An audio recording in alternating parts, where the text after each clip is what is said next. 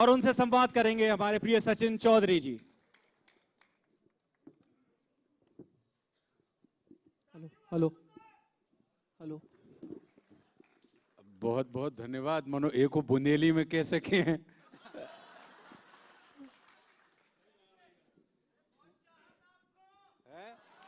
वाह जा बात भाई ना, जा बात भाई। आपसे वैसे प्यार की कोई भाषा नहीं होए, वो तो चितोए तक में पहुंच जात है। कि तन्नक अगर आदमी मन भर के चितो बस ले तो प्यार और नफरत दो ही ऐसी चीजें हैं कि जाके लाने शब्दों की जरूरत ही नहीं है ना। है हाँ, मुत को नहीं टटाटूर है टटाटूर। अरे अब्बा में तो मतलब कुल पर्यायवाची हैं बुंदेली में। तो भैया मोहब्बत को जो सिलसिला बहुत लंबो चले, और आज हम अपनो जो कार्यक्रम जो रचे गो, जिनके प्रेरणा से रचे गो, जिनके सहयोग से रचे गो, जिनके आशीर्वाद से रचे गो, आशु भैया में संग है। सबसे पहले तो जोरदार तालियों से अब हमारी तरफ से भैया को स्वागत। सभी लोगों को भैया राम राम, जय सिया राम। बस ऐसे ही कृपा बनी रहे आप लोगों की। आप सब आए, बड़े सुख का आनंद का विषय है।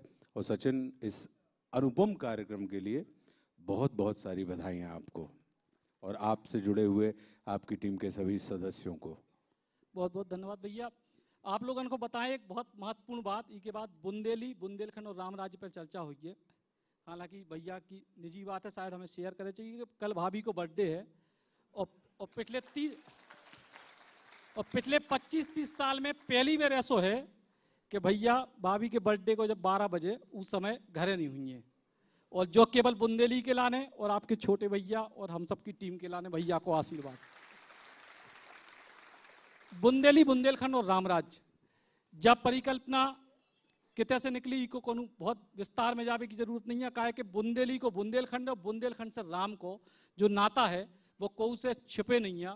पूरी दुनिया में राम लला हैं अयोध्या में, लेकिन हमारे ना राम राजा हैं हमारे बुंदेलखंड में। और हम एक हर मंच से भैया एक बात कर के भगवान राम 11.5 साल लगभग बुंदेलखंड की धरती पर रहे, और जब तक इतने रहे जब तक सीता जी सुरक्षित रही। जब बुंदेलखंड उन्हें छोड़े, इसके बाद आगे नासिक में सूपनखा कांड जो सचुप हो। तो जब बुंदेलखंड की धरती है, जिन्हें प्रभु राम को भी शरण दई उनके जो वनवास काल है, उनके कठिन काल में, जब बुंदेलखंड की धरती है जिसमें बाबा तुलसी ने ऐसो अद्भुत चीजें लिखी, तो ऐसी धरती पे हम आज राम की बात करें और आपके द्वारा लिखी राम राज्य की बात करें, इससे ज्यादा सौभाग्य ये बुंदेली समागम को नहीं हो सकता। काहे कि बुंदेली बौछार की पहली न्यूज जब डली थी तो वह राम राजा सरकार के मंदिर को कोनो मामला हो तो उतई से शुरू हुई थी। बहुत बढ़िया। और जो एक आशीर्वाद है जो आज तक राम राजा सरकार को बुंदेली बौछार के। नहीं तो आपने तो एक जो घटनाक्रम बताओ परमात्मा श्री राम के निवास के बारे में, लेकिन और आपने जा कही कि जब तक बुंदेलखंड में रही माता राम और परमात्मा श्री राम तब तक भी सुरक्षित रहीं। हमारे लाने प्रश्न जो खड़ो होते कि परम ब्रह्म परमात्मा ने अपने जीवन के 14 बरस में से 11.5 बरस ए भूमि पे का देख लो कि उन्हें 11.5 साल इतने निकाल दे। हमारे लाने जे आनंद का ज्यादा विषय है। हमारे लिए जे कैसे बातों होत रहे है, तो कहवे को मतलब जो है कि बुंदेलखंड में कहीं ना कहीं भक्ति, कहीं ना कहीं शक्ति और कहीं ना कहीं युक्ति को प्रभुत्व है। तो जहां पे भक्ति, शक्ति और युक्ति तीनों उपस्थित हो, वहां पे नर तो छोड़िए नारायण का भी मन रम जाता है। तो हम इसको बिल्कुल भिन्न दृष्टि से देखते हैं। कैसे मतलब कहवे को मतलब जो है वे तो जगत के परम ब्रह्म परमात्मा हैं कि तीन ही लोग को बो है मालक, बिन पैसा की बाकी अदालत। उसका मुजरिम ना कोनो फरार है, अपना प्रभु खबरदार है। चाहे कोनो कहूं से कछु भाई ले जाए, वे तो बिल्कुल उते से अपनी चीज वे ढूंढ के ले ही आए। मगर बात ये है कि जिनको मन संसार में कहूं ज्यादा नहीं लगो, अयोध्या जी में नहीं लगो ज्यादा, उनको मन बुंदेलखंड में लग गो। मतलब क्या है कि साहब रस तो है, रस तो है। अब वो रस कौन सो है? वो रस जोई वालो है। और वही रस को परिणाम है कि बुंदेलखंड की भूमि से कोई बाबा तुलसी निकलते हैं और राम के वांगमय चरित्र को, वांगमय स्वरूप को, कि रामचरितमानस का है, परमात्मा का वांगमय स्वरूप है कि शाब्दिक रूप से उन्होंने परमात्मा को, भावनात्मक रूप से परमात्मा को उन्होंने साक्षात उपस्थित कर दिया। वो हम रामचरितमानस को अपने हाथ में लेते हैं। तो कहने का अर्थ यही है, तभी वहां पे केशव निकलते हैं, तभी वहां पे ईश्वरी जैसे कवि निकलते हैं, तभी वहां पे बिहारी जैसे कवि निकलते हैं, और तभी वहां पे आज की परंपराओं में भी देखें तो जड़िया जी जैसे लोग हैं जो लिख रहे हैं, जिनको पद्मश्री से नवाजा जा रहा है। तभी आपको मैथिली शरण गुप्त जैसी प्रतिभाएं बुंदेलखंड की भूमि में मिल जाते हैं। तो तात्पर्य यह है कि ये तो रस जहां पे होगा वहीं पर रसों की खान होगी साहब, और वहीं पे रसों की वर्षा होगी।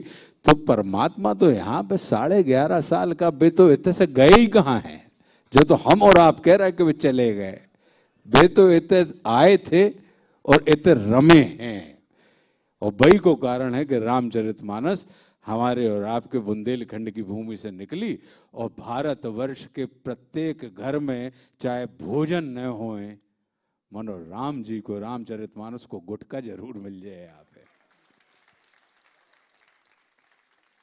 पूरे भारतवर्ष में कुछ हो या ना हो, लेकिन आपको हर स्थान पे हनुमान जी की मड़िया जरूर मिल जाएगी, कि आपको कहीं ना कहीं हनुमान जी महाराज आपको उपस्थित मिल जाएंगे। तो कहने का अर्थ यह है कि बुंदेलखंड, जो हमने उस समय भी कही थी कि बुंदेलखंड हमारा इतना, चाहे सांस्कृतिक रूप से ले लो, चाहे आध्यात्मिक रूप से ले लो, चाहे राजनीतिक रूप से ले लो, चाहे आप वो को दांगरियाई में ले लो, कि अपने तक कि उनके भैया इतने छर्रा चल हैं कि मतलब महीनों गोलियां चल हैं और बरसों परिवार के बीन हैं, कितने छर्रा चल हैं कि बीनत बीनत बूढ़े हो जाओ, समझे? चीन लो, पहचान लो, चीन लो हमें, हमारे हैं कम और खचोर हैं ज्यादा। तो इतने पे जो भी आप मिल जाए, इतने पे बुंदेलखंड के बेटा सज के आए हो, मनो बज के जे हो। अब ऐसी वाली भी है बात। बुंदेलखंड में तो आपको 9 रस जैसे है, तो 9 रस पूरे के पूरे शबाब पे आपको रंग में बिल्कुल बिल्कुल लहराते हुए आपको मिलेंगे। तो हम बुंदेलखंड को, जैसे भारत जो है वो विश्व का पॉकेट एडिशन है, मतलब बीज पुंज है, कि अगर मान लीजिए परमात्मा ना करे कि विश्व समाप्त हो जाए और भारत बचा रहे, तो आप भारत से नए विश्व की सृष्टि फिर से कर सकते हैं। क्यों? क्योंकि भारत के अंदर समस्त संस्कृतियां, समस्त सभ्यताएं, समस्त वर्ण, समस्त वर्ग, समस्त जातियां, समस्त बोलियां, समस्त भाव, भाषा, व्यवहार, ज्ञान, विज्ञान, वो सब कुछ यहां पे उपस्थित है। तो जैसे भारत विश्व का बीज पुंज है, वैसे ही हमारा मित्र प्रदेश मध्य प्रदेश भारत का बीज पुंज है। और जैसे मध्य प्रदेश भारत का बीज पुंज है, तनक आजू बाजू नजरें उठा के देखो तो आप पाओ कि बुंदेलखंड मध्य प्रदेश को या भारतवर्ष को बीज पुंज है। तो अर्क जो है वो अर्क से बिल्कुल एकदम अर्क जहां पे है कि सत्व और गाढ़ो गाढ़ो गाढ़ो गाढ़ो गाढ़ो गाढ़ो हो जा रहा है। और जैसे उनने कही कि भैया जाके एक बूंदा में पर्याप्त है, एक बूंदा डाल दो आप, एक बूंदा में बोले बिल्कुल एकदम 2 चम्मच की मिठास है। तो इत्तो गाढ़ो होगा है अर्क बुंदेलखंड में आत आत। तो बीज पुंज तो साहब कहीं ना कहीं अगर देखी जाए तो वही के कारण कहवे को मतलब जो है, क्योंकि बुंदेलखंड की जो पृष्ठभूमि बनी है कि पता लगा कि परमात्मा श्री राम के पुत्र लव, उनकी 38वीं पीढ़ी में राजा हेमकरण हुए, ऐसी किंवदंती है, कहा जाता है। वो किसको प्रसन्न करने के लिए तपस्या कर रहे हैं राजा साहब? बोले वो देवी विंध्यवासिनी देवी जी को प्रसन्न करने के लिए तपस्या कर रहे हैं। क्यों? क्योंकि बुंदेलखंड की भूमि जो जानती है कि शक्ति हरण का नहीं वरण का विषय है। शक्ति को साधा नहीं जा सकता, शक्ति को सिद्ध किया जा सकता है।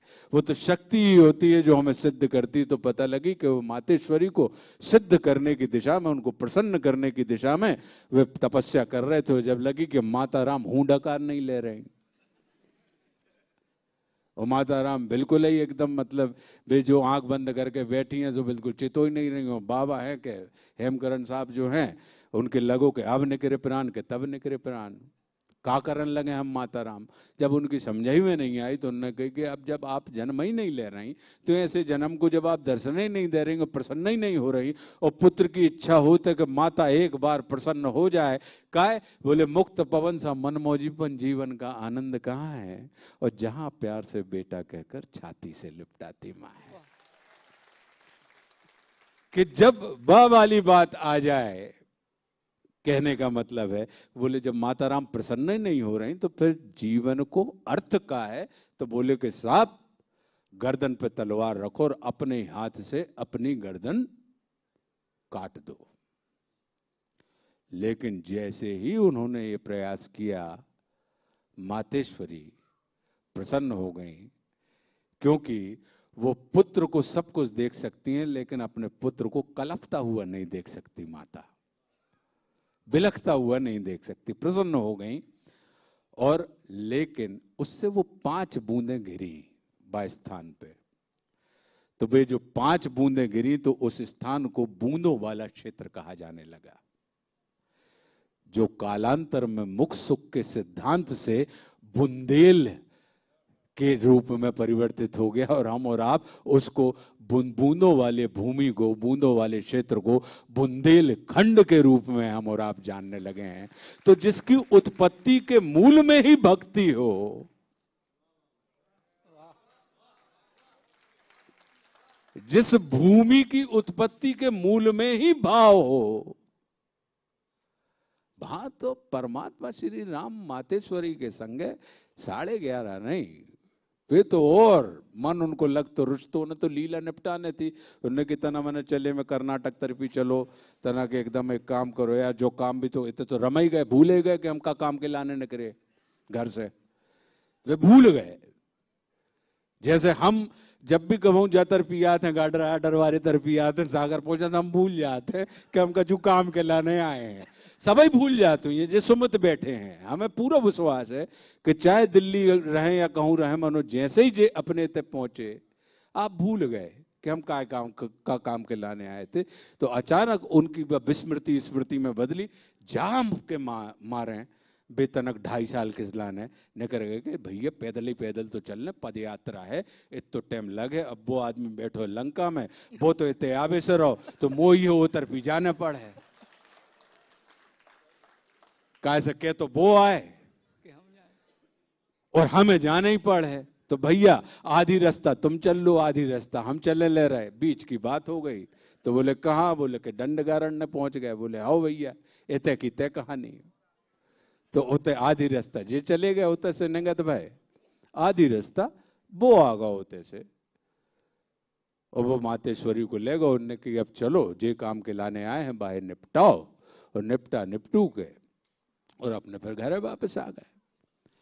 तो कहने का अर्थ ये है कि बुंदेलखंड तो अपने आप में बड़ा, मतलब यहाँ पे आपको हर किस्म के, यह जैसे संगीत में 7 सुर होते हैं, ऐसे बुंदेलखंड में भी आपको 7 सुर मिल जाएंगे। कोई नीचे वालों सा लगा रहा है तो कोई ऊपर वालों सा लगा रहा हो। यहाँ सो नहीं है कि कछु इतने मीठे मीठे हैं, पंचम सुर भी है इतने पे कि जो सब में तीव्र बजत है, वो सुर भी है कि ऐसी। इसीलिए फिर यहाँ के जितने भी राजे महाराजे रहे हैं, अगर आप देखें तो महाराज छत्रसाल बुंदेला साहब बोले कौन, बोले गुरु भक्त के छत्ता तोरे राज में धक धक धरती होए और जित जित घोड़ा मुख करे हो तो फत्ते होए। कौन ने कही, बोले बाबा प्राणनाथ। तो गुरु की भक्ति, तो भूमि से भी भाव उत्पन्न होते हैं। जिस भूमि में आप रहते हैं वहां से भी भाव उत्पन्न होते हैं। कछु अवधारण नहीं पैदा हो गए। तुलसीदास जी भूमि से भाव उत्पन्न हुए, भाव जगत में। क्यों? क्योंकि तुम भाव सागर में आए हो, तो भाव सागर से पार करवावे को काम वो ही आदमी कर सकता है जो भाव सागर में डूबो होए। तो भाव सागर की जो बात है, तो कहने का तात्पर्य हमारा इतना है कि इधर पे आपको संगीत के सातों सुर मिल जाएंगे, आसमान के वो सातों धनुष मिल जाएंगे, जिसको आप रेनबो कहते हैं अंग्रेजी में, या हिंदी में इंद्रधनुष कह देते हैं आपको। इतने पे आप बहुत बड़े पतोले बाज भी मिल जाए हैं, ऐसा नहीं है। अगर आप सोच रहे हो किसी पे तक काम काम की बात है तो अरे वाह साहब, इतने पे मतलब दुनिया में आपको अर्थशास्त्री मिल हैं, इतने पे आपको भयंकर व्यर्थ शास्त्री भी मिल जाएंगे। आप मतलब ऐसा नहीं है कि कछु के भैया जय जय हैं। अब जैसे जब हम सागर पहुंचे, तो हम सागर पहुंचे पढ़वे के लाना है। अब है सागर में यूनिवर्सिटी भैया, तो लेकिन अब बात तो सिर्फ पढ़वे की तो हती नहीं, अपन तो सीख भी गए थे है ना। मतलब पढ़ाई तो कहूं भी हो जात। अच्छा, हम ऐसे बैठ गए तो कोई अशिष्टता तो नहीं लग रही। घरेलू का समागम ही आए। हाँ, मतलब नहीं तो जैसे आप और भी ओकरू बैठे तो पालती मार सका तो कहने का मतलब जो है, अगर जे को जे अरे जरवा देते तो फिर का होने थी बात है, फिर तो हम सब ज्ञानी गुरु की बातें करते। तो जब हम पहुंचे सागर, तो हम 3 बत्ती चले गए।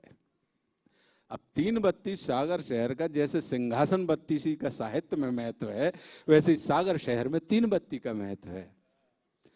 कि आप मतलब काय से 3 बत्ती का है कि एक तरफी घटिया पे परकोटा है, परकोटा से नीचे उतरो तो 3 बत्ती का गड्ढा में गिरो, और कोतवाली के घटिया से उतरो सो 3 बत्ती के गड्ढा में गिरो। ठीक है, मतलब यार 3 बत्ती पे खड़ो भाव आदमी के तो परकोटा लाख बनत है, और क्या मतलब कोतवाली के मार्ग खुल जाते हैं। मतलब 3 बत्ती एक ऐसा प्रशिक्षण संस्थान है, हमने सुनी थी भैया, हम गाडरवारे के आदमी पढ़वे चले गए थे सीख वे। अच्छा, और उतर से सीधी एक रास्ता जात है, तो बस सीधी चली जाती कटरा बाजार। तो हमने कि यार क्यों ना सीधे सीधे सागर तो पहुंचे ही हैं, मनुष्य सब में पहले तो इधर का जो मुख्य ऊर्जा केंद्र है 3 बत्ती, उधर पे चल के जायजा लिया जाए। 16.5-17 साल की उम्र थी, तो हम एक पान की दुकान पे खड़े हो गए 3 बत्ती पे। तो उतर पे एक बिल्कुल तकरीबन 4 फुट 11 इंच के, बिल्कुल एकदम दुबले पतले से, मतलब और इतने दुबले पतले और इतने टांटड़िया और बिल्कुल झुके भय पीछे से कमान, कि अगर आप उनकी नाक पे से एक अगर रस्सा लटकाओ तो गणितीय नियम के हिसाब से वो सरल रेखा में लंब बताता हुआ उनके नंगूठा से टकरे है। ठीक है, और बीच में आप कमान, मतलब बे शान पे चढ़े हुए धनुष गाई दिखाते। ठीक है, और उनके बिल्कुल एकदम 2 ही गालों के गड्ढा जो हैं वे एक दूसरे से मिलवे के लाना बेताब, मतलब इतने पुछ का होगा तो बात। अब हमने कही यार पान खिलाओ, तो बे उते पे पान की ओ पे गुमटी पे बाजू में एक अच्छो बड़ो पथरा धरो, बिल्कुल मतलब यार तुमने, हम एक्टर हैं तो थोड़ी बताने पड़े, इतनी मोटी सिल्ली, ठीक है, और एक पथरा और बीच में से कछु टूटो भाव सो, वो लगे कि जो पत्थरा तो ऐसे तो नहीं टूट सके। सिल्ला पे वे अपने बेटे गुरु, हमारी तरफ उनने देखो तो उनकी दो अंदर घुसी भई आंखें और हमारी दो बाहर निकली भई आंखें, जैसे ही चार भाई आपस में टकरा के, तो उनने देखो बोले नए आए हो?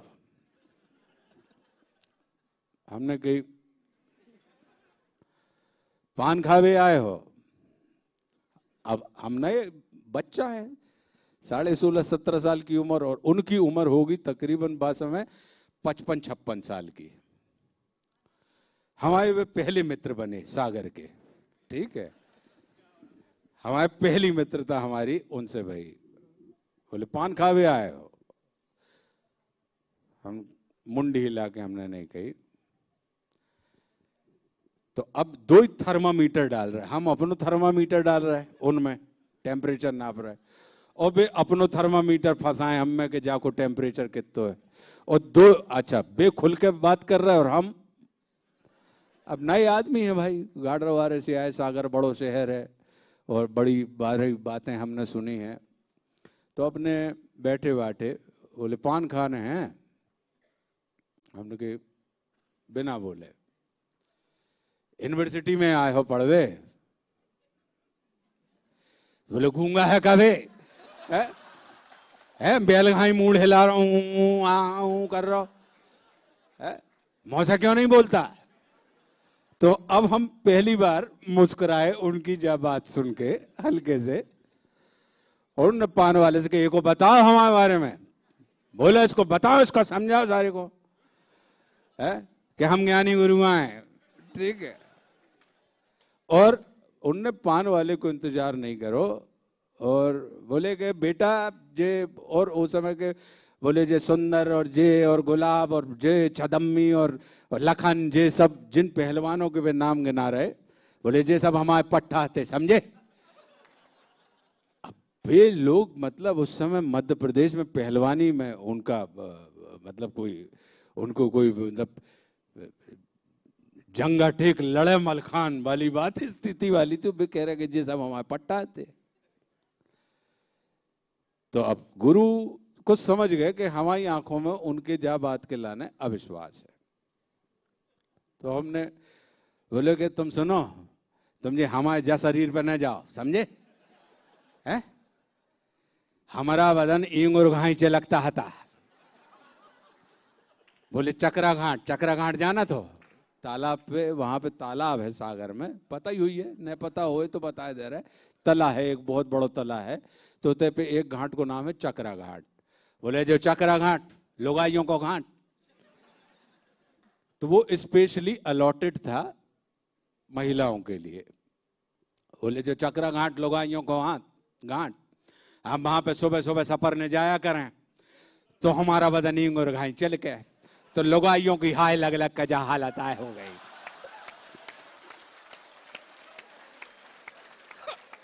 हमने कहा यार तर्क उनका। फिर उसके बाद जो उनने हमें ज्ञान देना शुरू किया कि सुनो जे यूनिवर्सिटी में तुम पढ़ो चाहे न पढ़ो, मनो 3 बत्ती पे तुम जरूर पढ़ी हो। कैसे अगर 3 बत्ती की तुमने शिक्षा नहीं ली तो तुम जब मान के चलोगे जैसे वैष्णो देवी की यात्रा पे जाते आदमी तो अर्धकुमारी से निकलने पड़ा था घसट के, हम ज्ञान न करने पड़ा था। बोले अगर नहीं निकले तो हम की यात्रा अधूरी गुरु। बोले ऐसे ही तुम चाहे यूनिवर्सिटी में कितना पढ़ लो, मनोगा 3 बत्ती पे नहीं आए तो तुम्हारी यात्रा अधूरी है, तुम्हारी कछु एमफिल जो भी तुम्हें करने हो सब बेकार है, ध्वस्त है। तो बोले बेटा इतने पे तुम्हें मतलब इतने गप्पे मारना भी सिखाया जाएगा और सप्पे मारना भी सिखाया जाएगा, इतने पे लातों के भूत भी हैं और बातों के भूत भी हैं। तो बोले जे तुम्हें समझने पड़े लातों के भूत बोले कोतवाली में मिले, तुम्हें बातों के भूत बोले परकोटा पे मिले बेटा।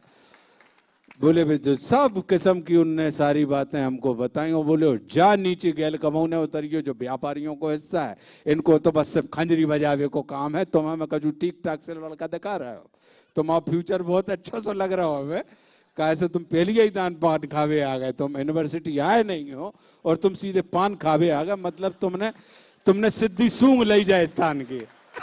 हमने कही जी।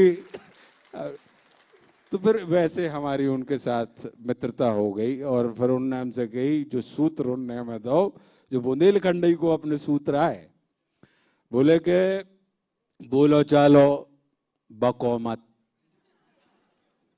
खाओ पियो छको मत। फिर बोले अब तुम जवान हो लड़का, तुम्हारी यूनिवर्सिटी में तो लड़कियां भी पढ़ती हैं। हमने कहा हाँ गुरुजी पढ़ती हैं। बोले देखो भालो तको मत। और बोले कि खेलो कूदो थको मत। तो बोले जे तुम फार्मूला बेटा याद रखियो। और उसके बाद फिर उनसे हमारी मित्रता। बात कहाँ की चल रही थी यार? जा जा है बुंदेलखंड की संस्कृति कि कहूं की बात। बोले अपने बोले 5, 10, 25 दाऊ बैठे थे। बोले कि यार न हो तो अपन एक काम न करें तो अपन अमेरिका पे विजय प्राप्त कर लें। बोले अमेरिका पे विजय प्राप्त कर ले। बोले बहुत अच्छी सलाह, उम्दा सलाह दी आपने, अमेरिका पे विजय प्राप्त हो जाए, आपने सर्वसम्मति से पारित होगा। बोले कि क्या हुई है कि फिर अपने भी जो रुपया बढ़ जाए हैं और अपने भी रुपया न रह कर डॉलर हो जाए, जो हो जाए वो हो जाए सर्वसम्मति से। बोले दाऊ बहुत ऊंची बात है, बिल्कुल एकदम अपन को तो अमेरिका पे आक्रमण कर लेना चाहिए। अब उनके चिमना दाऊ थे बैठे चुपचाप बिल्कुल धीरे से, विज्ञानी गुरु टंगाई हुई है। बोले अपने बोले दाऊ तुम का नहीं बोल रहे? उनको हूं का बहुत जरूरी तो कैसे बे फाइनल अथॉरिटी थे। बोले तुम का नहीं बोल रहे दाऊ? बोले हाँ मैं नहीं सोच रहा हूं मैं। बोले मैं जा सोच रहा हूं कि कहूं धोखे से अपन जीत गए तो का हुई है। बोले बे जीत गए तब तो ठीक है, बोले कहूं अपन जीत गए तो फिर कागत हुई है, हमारी जा समझ में नहीं आ रहे। तो ऐसे ही है। बोले एक और अपने तो ऐसे ही कहते कहते हम निकल गए। तो जय बुंदेलखंड है भैया कि कहाँ से शुरू हुए थे और कहाँ पे हम पहुंच गए और बीच रास्ता में भूल ही गए कि हम का बात का कर रहे थे भैया। है बात बुंदेली 11.5 साल की। हाँ, तो कहने का मतलब ये है कि बुंदेलखंड तो भूमि जो है वो भाव की और भक्ति की भूमि है। तभी यहाँ पे कोई महाराज साहब छत्रसाल महाराज को कोई बाबा प्राणनाथ मिल जाते हैं और गुरु की कृपा यहाँ पे बरसती है। तो ये वो जो भूमियाँ हैं अगर आप देखें कि गुरुओं का बड़ा महत्व रहा है, संतों का बड़ा महत्व रहा है। और भले ही ये भूमि सागर के किनारे नहीं है, लेकिन चूंकि संत स्वयं सागर होते हैं इसलिए ये भूमि रत्न गर्भा भूमि के नाम से जानी जाती है। तभी यहाँ पे आपको वो रत्न मिलते हैं, पन्ना और हीरा जैसे खदाने आपको इतने पे मिल जाते हैं भैया, माफ करियो, जो आपको चाहे कितना खोदत रहो कौन खड्डा मानो मिल है पन्नई में। तो कहवे को अर्थ जो है कि रत्न गर्भा जो है वो अपने नाम को चरितार्थ करती है। तो ये भूमि तो ये गुरुओं के प्रताप की भूमि है, ये जो जितनी भूमि है। क्योंकि और इसमें अगर आप देखें लोग 56 भोग की बात करते हैं, 56 प्रकार के व्यंजन होते हैं। बहनें तो यहाँ पे बैठी हैं तो जानती होंगी, लेकिन क्या पता है कि बुंदेलखंड में कितने प्रकार को भोजन बना था? 156 प्रकार को। बे गटर्रा करवे में मास्टर है कि जा की चीज इतने से उठा के उतने से उठाई उतने से। इसीलिए हमने कहा कि बुंदेलखंड को अगर आप उसका बीज पुंज कहें भारत का तो कोई अतिशयोक्ति वाली बात नहीं होगी। क्यों? क्योंकि आप कहीं के व्यंजन हो, कहीं की तमाम चीजें हो, आपने कहीं पे भी बनाया हो, हम वहां पे अपनी चीज मिला के उसका एक्सपेरिमेंट करके हम आपको वो चीज एक नई चीज एक नया व्यंजन बना देंगे जो स्वादिष्ट भी होगा, पौष्टिक भी होगा। पौष्टिक इसलिए होता है तब इतने से बातें सूझते हैं। बिना पौष्टिक आदमी जिनके पेट भरे नहीं हो उन्हें बातें नहीं सूझे। और बुंदेलखंड में आप देख लो, डबल पेट है। आप किसी भी बुंदेलखंडी व्यक्ति से बात कर लीजिए, मेरा दावा है कि उसको उससे मिलकर रस मिलेगा ही मिलेगा। वो कितना थको होए, कितना दुखी होए, कितना वो के कछु कोई ने थैलिया छोड़ा ली होए, और अगर कोई बुंदेलखंडी मिल जाए वो सब अपना सारा दुख विस्मृत कर जाएगा और वो आनंद मगन होकर जाएगा, और लुटने के बाद भी उसको लगेगा कि जैसे मैंने बिल्कुल पूरा साम्राज्य लुटा दिया हो।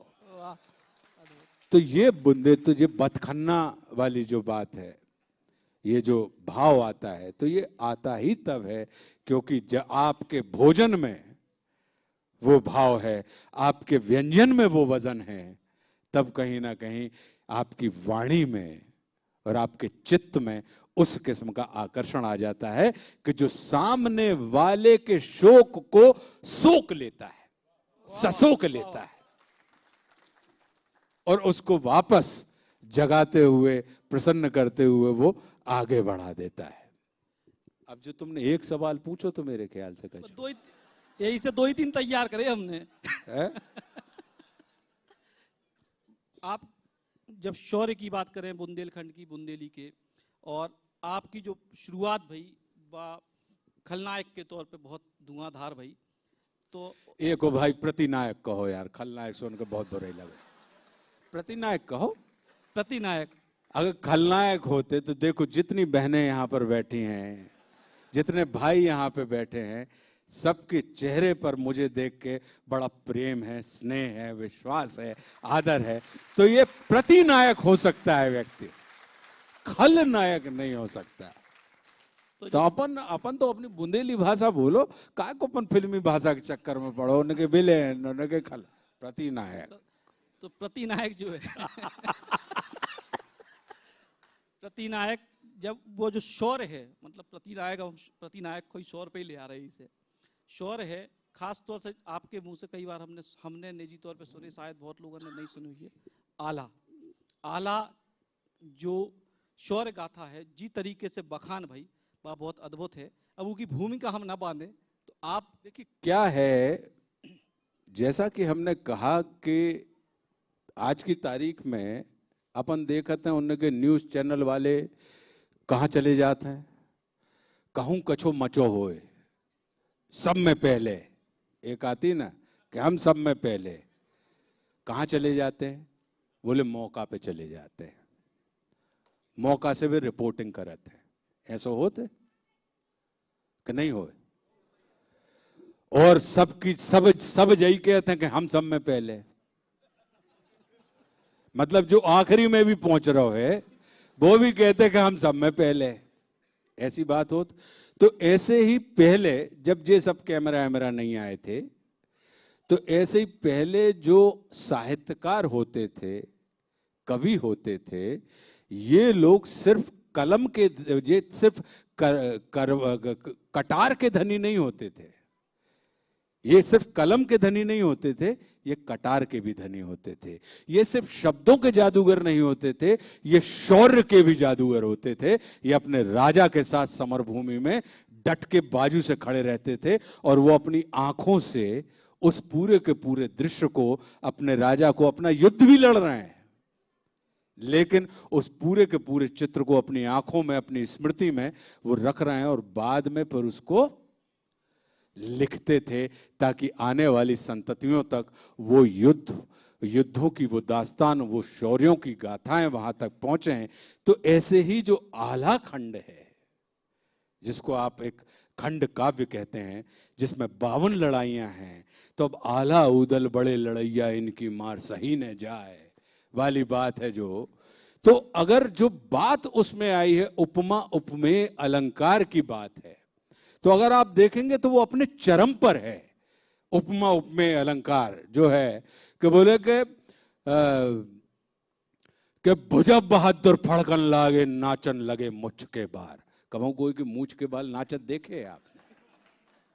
मगर कहने का अर्थ क्या है कि मतलब इतना हर्ष और इतना उल्लास था उस भीषण संग्राम में, जहां पे हम और आप जैसे लोग अगर पहुंचे तो सब में पहले धुकपुकी बढ़त है, और उनके हृदय में उनकी धुकपुकी नहीं, उनके हृदय में धड़कनें बढ़ती थीं, जहाँ पे हर्ष और उल्लास और शौर्य दिखाने की जो वो अपनी प्रतीक्षा कर रहे होते थे, उसके अवसर को सामने देख के कि बिल्कुल उनको लगता था कि जैसे यही प्रेमिल क्षण आ गया है कि जहाँ पे मैं अपनी उस शौर्य रूपी प्रेमिका को अपने शौर्य का प्रदर्शन करके अपनी तरफ रिझा सकता हूँ। तो अब बोले भुजा बहादुर फड़कन लागे। भुजा तो फड़कत देखी हमने, मतलब ऐसा नहीं कमो कमो ने कि दाई भुजा फरक रही यार, बोले आज अच्छो ये कछु, बोले हाँ आज कछु बाई से फरक रही, तो थोड़ी मोड़ी तो फड़क जाता, मनो वो उस फड़कने की बात नहीं है। तो उसकी कहनात भी कई किस्म की है, लेकिन जिस भाव में हम लोग सुनते थे कि बोले भुजा बहादुर फड़कन लगे, नाचन लगे मच के बार, अपने ते आला अलहदा थे ना, बस कार लगो है। और वे अरे बोले कट कट बोटी गिरे खेत में उठ उठ रुंड करे तकरार, मतलब बोटी कट रहे रुंड लड़ रहा है। अरे बोले घोड़ा बिचला था उदल का जिसमें बहे हजारों जवान, बोले एक चाणा सेनापति चाणा ने उदल को घेर लिया था, उदल बोला रे चाणा जाकर कह देना पृथ्वीराज चौहान से। बोले कब?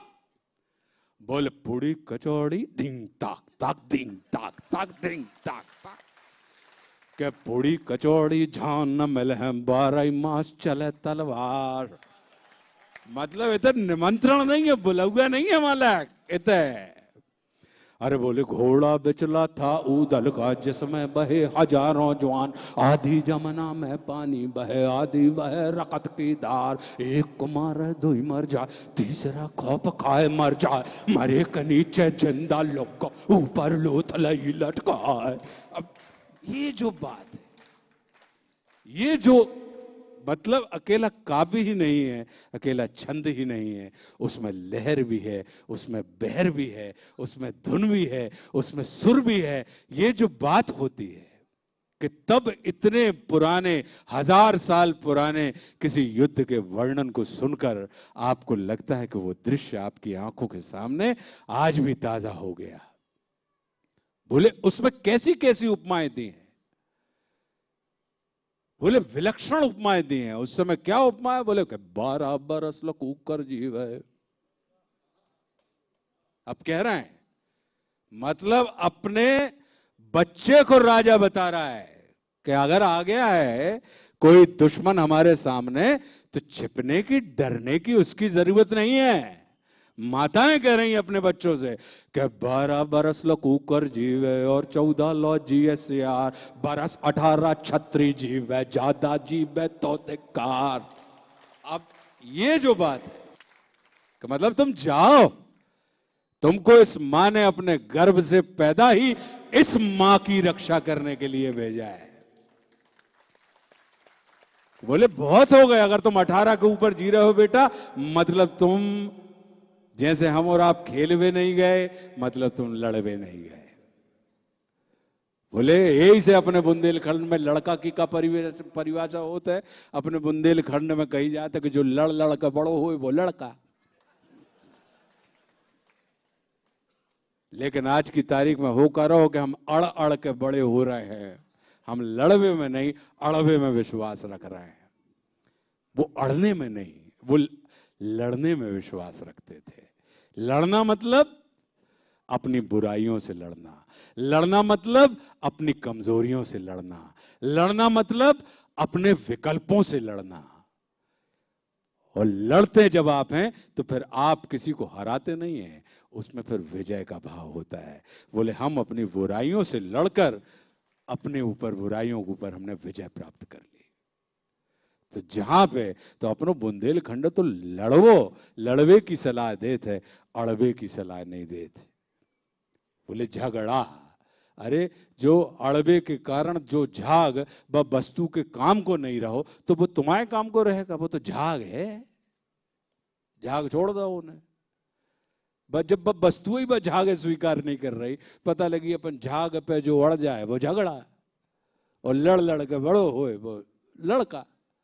तो झाग पे जो अड़ने की हमारी और आपकी, तो अपने बुंदेलखंड ये बहुत अच्छा काम किया है कि तुम लौटे हो। और ऐसा ही नहीं कि अगर जगने के लिए लिख रहे हैं इस किस्म की बात, तो फिर लाल कवि भी लिख रहे हैं। बोले क्या लिख रहे हैं?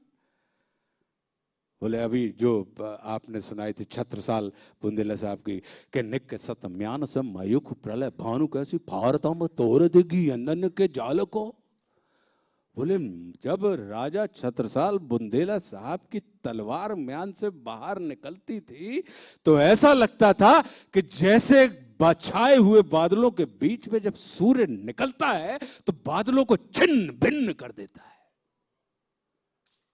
तो बोले निक सतम्यान से मयुख प्रलय भानु कैसी भारतम तोड़ देगी अंदन के जाल को लागती लपट कंठ भैरन की नागन सी। कैसी लग रही तलवार? वो नागिन के जैसी लग रही है। और वो किसकी तरफ लपक रही है? बैरियों के कंठ की तरफ लपक रही है कि लागती लपट कंठ बैरन की नागन से रुद्र हीर जाबदंद मुंडन के माल को लाल छिति पाल छत्र साल महा बाहु वाली कहान बखान कर तेरे कर बाल प्रति भट्ट कटक कटिल काटी काटी काटी काली कासी की कले उदित काल को। ये जो बात है कि मतलब क्या कर रहे हैं कि प्रति भट्ट को कटी से खटा खट जो अपन मास्टर शेफ में देखते हैं, उन्होंने कहा कितने जल्दी आप कर रहे हैं। तो बोले इस गति के साथ वो तलवार चल रही है और कैसा लग रहा है जैसे महाकाली महाकाल को कलेवा दे रही हो।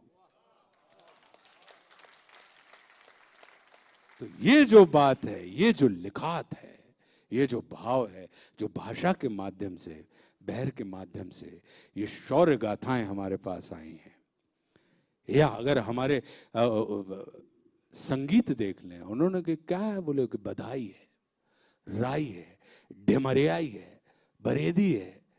ये जो नृत्य हैं, बोले सारे गाने सुनकर तो मनुष्य नाचता है, लेकिन अगर बधाई बज जाए तो ढोर सोई नाचन लगत है, फरकन लगत है। वे होता है अगर आप देखो तो मतलब कितनी तरंग है उसमें, कितनी बात है। बोले कौन सी है बधाई में?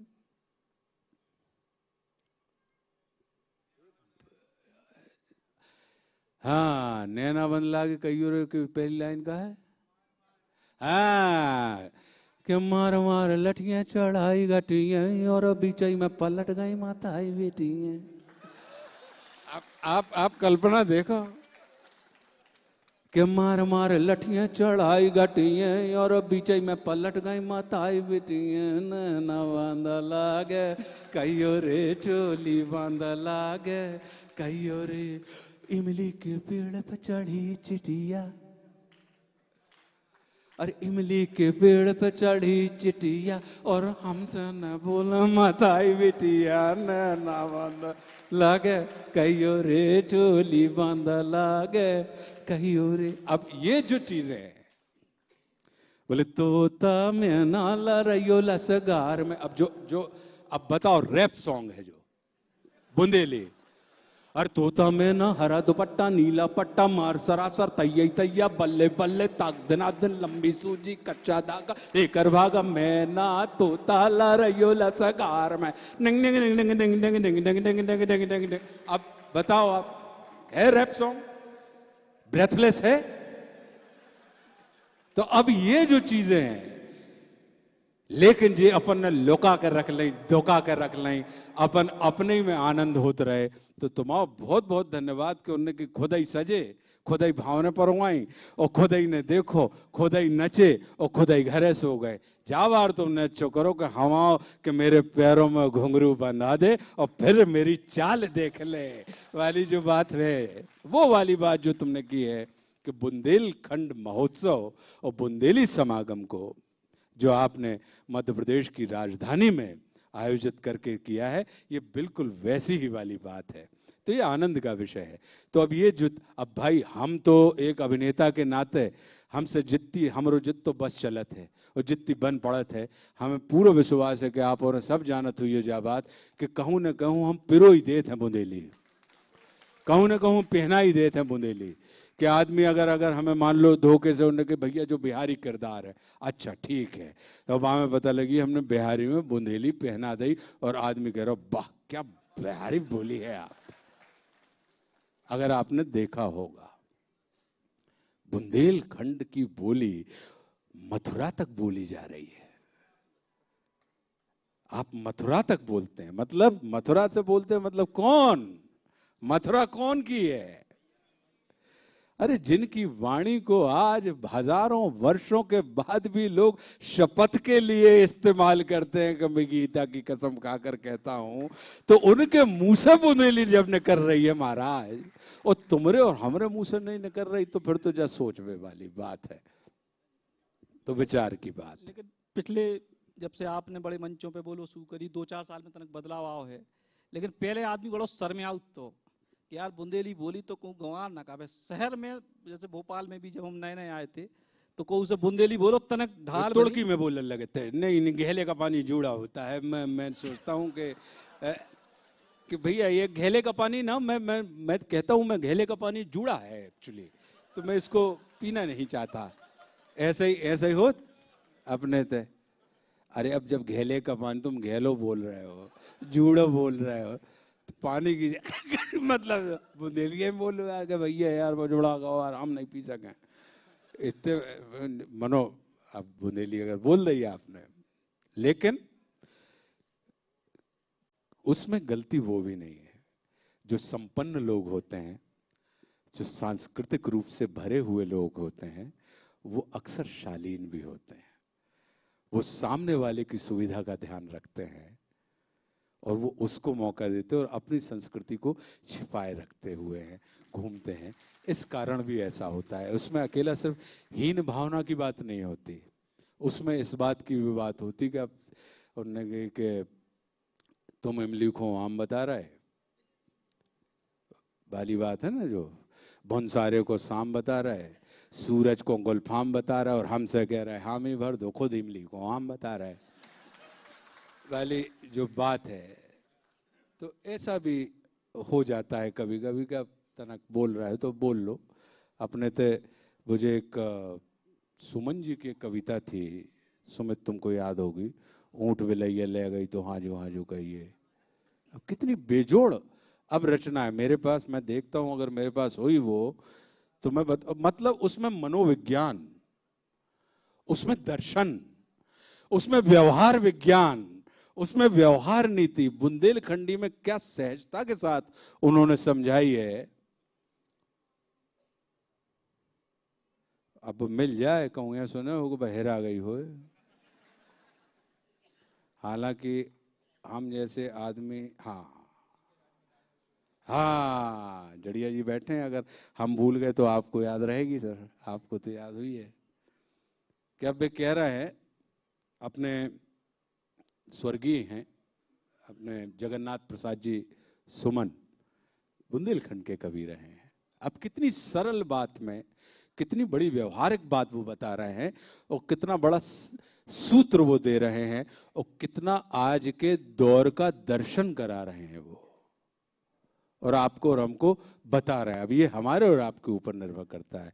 कह रहा है कि जी के राज में रहिए, ऊ की ऊंसी कहिए, और ऊंट बिलैया ले गए तो हाजू कहिए। अब कभू कोई बिलैया ऊंट ले जा सकत, मगर अब हो गई भैया कह ही दे, तो बोले जी के राज में रहिए, ऊ की ऊंसी कहिए, और ऊंट बिलैया ले गई तो हाजू कहिए। और गाय दुधारू चाहिए, गाय दुधारू चाहिए तो दो लातें भी सही है। बहुत व्यवहारिक बात कि अब तुम कहो कि नहीं हमें दूध देवे वाली गाय भी दे दो, मरकू नहीं हो, ऐसे कैसे हुई है। बहुत कम ऐसे होते, बोले गाय दुधारू चाहिए सो दो लातें भी सही है, और तनक चोट के बदले फिर घी से चोपड़ी खाइए। मतलब ये कह रहा हूं तना मना लगा जात भूल भाल जाओ, काहे बोले घी से चोपड़ी खावे मिले। और बोले धूप चंद्र की जनी कहें कि सुन लो मोरे सैया। धूप चंद्र, अब चूंकि अपने बुंदेलखंड में एक परंपरा है कि पति पत्नी का नाम नहीं लेता और पत्नी पति का नाम नहीं लेती, तो धूप चंद्र मोड़ा के नाम से, तो धूप चंद्र की जनी कहें, आदमी बता रहा है कि धूप चंद्र की जनी कहें कि सुन लो मोरे सैया, और राजनीति में घुसबो कोनो हंसी ठट्टा नहीं है। वे फड़फड़ा रहे हुए धूप चंद्र के पिताजी, क्या हमें राजनीति करना है। अब आदमी फड़फड़ाता ही है, हर आदमी को लगता ही है ना। तो बोले धूप चंद्र की जनी कहें कि सुन लो मोरे सैया, और राजनीति में घुसबो कोनो हंसी ठट्टा नहीं है, और घुसबो होए कंत तुम्हें। लेकिन बाकी बात भी अगर तुम्हारी आत्मा मतलब एकदम किलकिलाई रही है तो मान ही नहीं रहे, तो क्या करो, बोले घुसबो होए कंत तुम्हें, तो चमचा बन लो प्यारे। अब आप देखो व्यवहार नीति देखो, बोले घुसने होए कंत तुम्हें, तो चमचा बन लो प्यारे, और जो कोई दिन को रात कवे, तो तुम चमका दो तारे।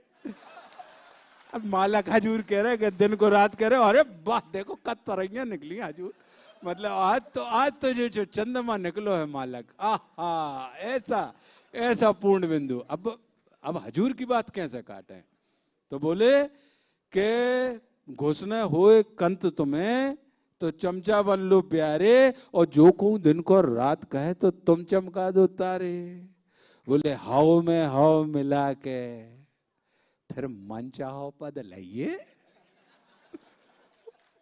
और ऊंट मिलैया ले गई तो हाजू हाजू कहिए। अब का कह रही, अब धूप चंद्र की जनी है, अब आदमी सुनवे तैयार हो जाए तो आदमी सुनावे भी तैयार हो जाए, जैसे अब हो रहा हो, है ना। तो बोले अब क्या कहने लगे, बोले कि बगला घाई बदल वो सीखो।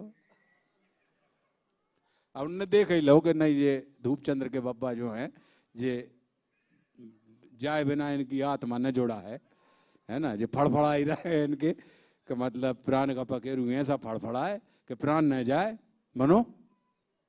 तो बोले बगला घाई बदलबो सीखो, छलो और खुद छलबो सीखो, और बड़े बड़न में बसबो सीखो, मौका पर है तो फंसबो सीखो,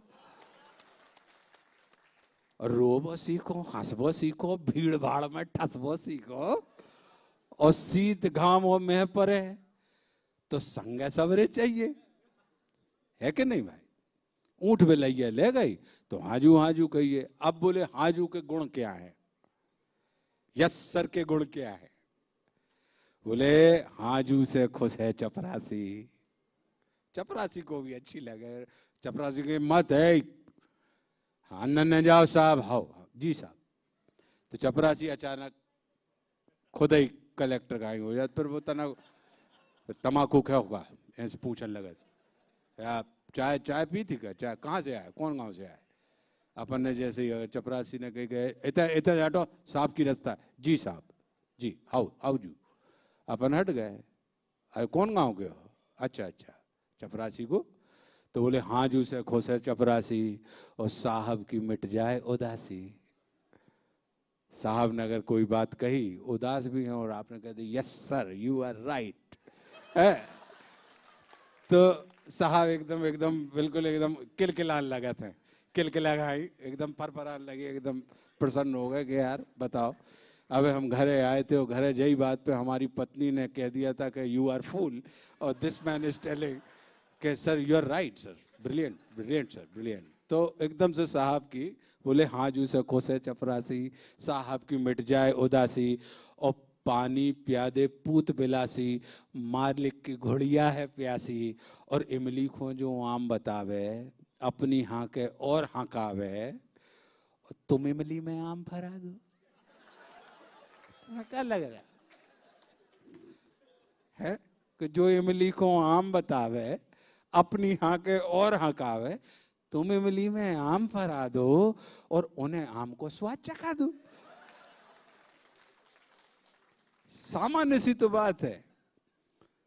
तो बोले जो खुआवे घरे टेर के, तोता चेहर के खाइए और ऊंट बिलैया ले गई तो हाजू हाजू कहिए। बोले अब हाजू को कहे, बोले हाजू कह के चमके चमचा।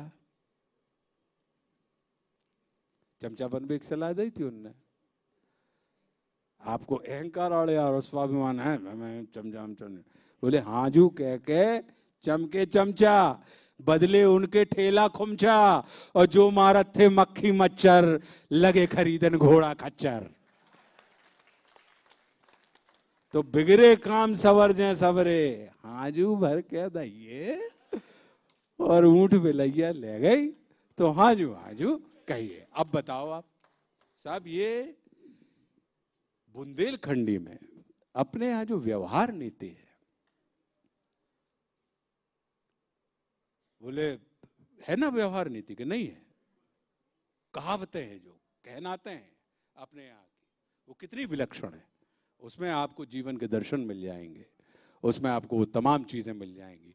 बस अंतर इतना है कि उनको अप्लाई करना अगर हम सीख जाएं और व्यवहार में उतार लें, सिर्फ उसको वाणी में ना उतारें, तो आप देखो फिर तो तभी तो आदमी कहते हैं कि 100 डंडी और एक बुंदेलखंडी। काय कहते जिनने व्यवहारों में उतार ली जाए बात, वे लोग आप देखेंगे कि वो फिर वो असफल नहीं होंगे, फिर वो सफल। कहावतें हैं अपने तरह किस्म किस्म की का, उसमें रस भी है, उसमें हास्य भी है, उसमें सीख भी है। बोले अपने तो उनने की कनमा से कनमा कहो तो तुरता ये रूट। अरे हीरे हीरे पूछ लो कि कैसा गई थी फूट। ना बात सही है। अब आपकी जिज्ञासा भी है, आप वह कनवा भी कहने हैं मान लो, तो जो व्यंग विधा आई है, इसीलिए हरिशंकर परसाई बुंदेलखंड की भूमि पे हैं, क्योंकि बात कहनी भी है। व्यंग का मतलब क्या है कि समाज के विकृत अंग को कुछ इस तरीके से कहा जाए कि समाज को उसकी वास्तविकता का पता भी चल जाए और बुरा भी ना लगे, उस विधा को व्यंग कहा जाता है। तभी यहां पर आपको हरिशंकर परसाई मिलते हैं जो व्यंग के सरताज हैं। नर्मदा जी के किनारे मिले थे भैया, और कहूं नहीं मिले, माफ करियो, ऐसा ही है ना। अपने होशंगाबाद के पास के गांव के थे बाबई के, माखनलाल चतुर्वेदी, भवानी प्रसाद मिश्र, ऐसे जो लोग हैं। तो तात्पर्य यह है कि यहां पे कलम वाले भी हैं और करवाल वाले भी हैं, ये सारी की सारी चीजें हैं। तो मुझे लगता है कि ये बुंदेलखंड की जो संस्कृति है, खाद्य के स्तर पर देखें, भोजन के स्तर पे, भजन के स्तर पे, भाव के स्तर पे, चिंतन के स्तर पे, मनन के स्तर पे, कला और संस्कृति के स्तर पर अगर आप देखें तो बात अब निकल के आती है। इसीलिए परम ब्रह्म परमात्मा श्री राम ने अपने 14 वर्षों के वनवास में से 11.5 वर्ष इस भूमि को दिए। कल दशहरा तो आज राम राज्य की बातें हो रही, रावण के मरते ही होने थी बातें। राम राज्य और बुंदेलखंड या राम राज्य और बुंदेली, क्योंकि आपको जो लेखन शैली है, चाहे आप कोई भी मंच पे बात करत, सब में बुंदेली को प्रभाव तो 100% है ही है, उसमें तो कोई बात ही नहीं है। तो ये लेखन में भी है। और राम राज्य और बुंदेली या राम राज्य और बुंदेलखंड को कनेक्शन हम कैसे देखें? राम राज्य का कनेक्शन अभी हमने इतनी चर्चा में बुंदेली में समझाओ बाबा, हिंदी में समझाना पड़े। इतनी देर से मैं क्या समझा रहा हूँ बताओ, इतनी देर से मैं क्या बोल रहा हूँ। मैंने इतनी बीच में ज्ञानी गुरु भी ले आओ, मैं सुमन जी की कविता भी ले आओ, मैं कहा जहां से शुरू भाव तो भाई लौटो कि नहीं लौटो भैया बताओ। बीच में पूरी परिक्रमा करवा दे, हमने तुम्हें 4 धाम करवा दे, मनो जहां से शुरू करी थी पट पूजा हमने उतना ही करी है भैया। इतनी देर से हमने तो सीधी सीधी कहो ना कि प्रसंग सुनाओ। जा कह के रखे कनेक्शन कैसा है इसका बुंदेलखंड का। अभियाल आप ही ने एक कहावत कही कि कनवा से कनवा का बुरा भी ना लग जाए। हमें अपनी आपसे कुछ निवेदन भी करने। और अरे तुम तो अधिकार से कहो यार सचिन, तुम्हारे अधिकार। तो जब तुमने खुद ही जब कही 2 मिनट पहले कि आपकी भाभी जी का, हमारी धर्म पत्नी रेणुका जी का जन्मदिन है और हम 6, 7, 8 तारीख में हम लोग बाहर जाते हैं। हमारा ये विवाह के बाद पहला ऐसा अवसर है कि जब मैं पूर्व संध्या पर यहाँ पर बैठा हूँ और मेरी पत्नी ने अगर मुझे इसकी अनुमति दी है, तो आप जैसे अंदाज लगाओ कि बुंदेलखंड को रंग और बुंदेलखंड की मोहब्बत में कितनी है रेणुका जी, कि नहीं तुम घर जा रहे हो ही आओ, है ना, घर हो आओ, कछु दिक्कत नहीं है, और बुंदेलखंड जा रहे हैं। लेकिन अगर कहूँ हम काम के लाने गए होते तो तब भाई वो बात अलग थी। तो कहने का मतलब ये है कि आप परिवार में हैं, परिवार में आए तो तुमको अधिकार है यार, तो हमसे बोल सकते हो। कुछ कह रहे थे शैलेंद्र आप?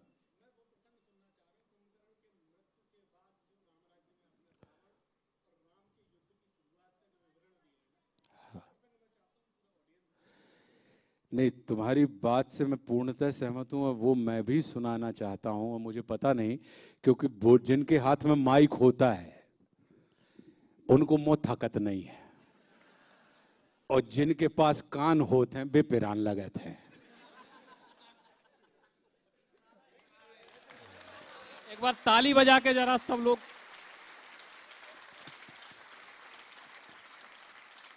आपकी जो ना फ्लाइट की सूचना नहीं आ जाए, दोनों इंतजार कर रहे हैं लोग।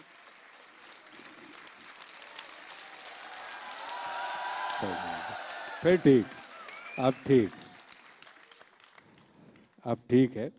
लेकिन क्या है कि 8 बज चुके हैं और तुम पहले कर लो। नहीं, क्योंकि सुमित कुछ चर्चा बात करना चाह रहा है।